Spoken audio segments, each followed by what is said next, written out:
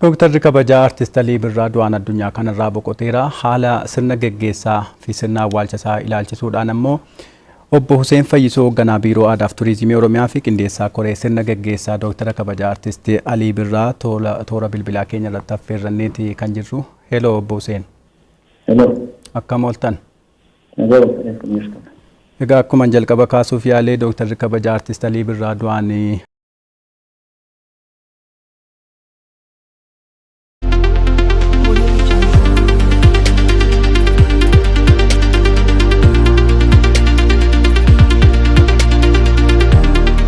addunyaa kanarraa boqotaniitu kan jiranii sirna geggeessaa isaaniitiif immoo koreen akka hundaa'e quba qabnaa. Mee sirna geggeessaa isaa kanaaf sochiin taasifamaa jiru maal fakkaata?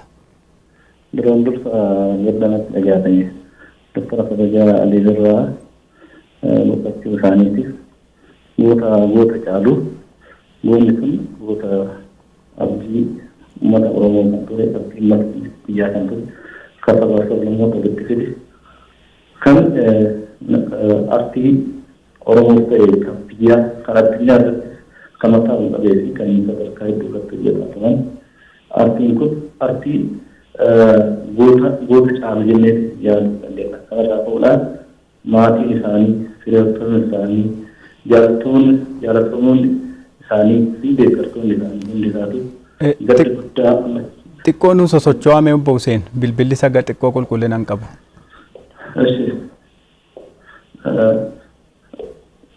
Dr.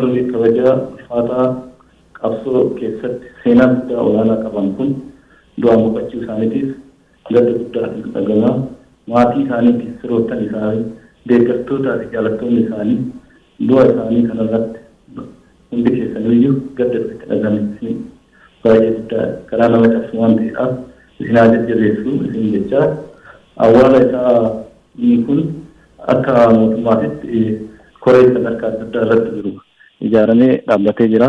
Koreen kun immoo awwaalcha isaanii kan sadarkaa isaa kan eeggate akka mootummaatti goota caalu waan ta'aniif goota kanaaf immoo awwaalchi isaas kan isaan malu godhamu jechuudha.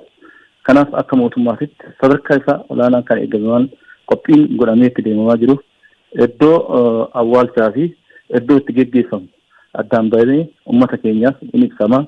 Uummanni keenya du'a isaaniitiif kallapheen carri hundi keessaniyyuu tasgabbiidhaan eeggatanii koreen sadarkaa sadarkaadhaan jiru koreen ijaarame kun awwaalcha isaa isinii ibsaa kanuma irratti akka eeggattan isin jechuu barbaada.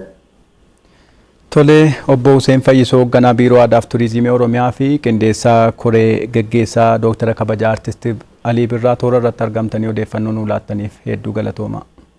Galatoomaa.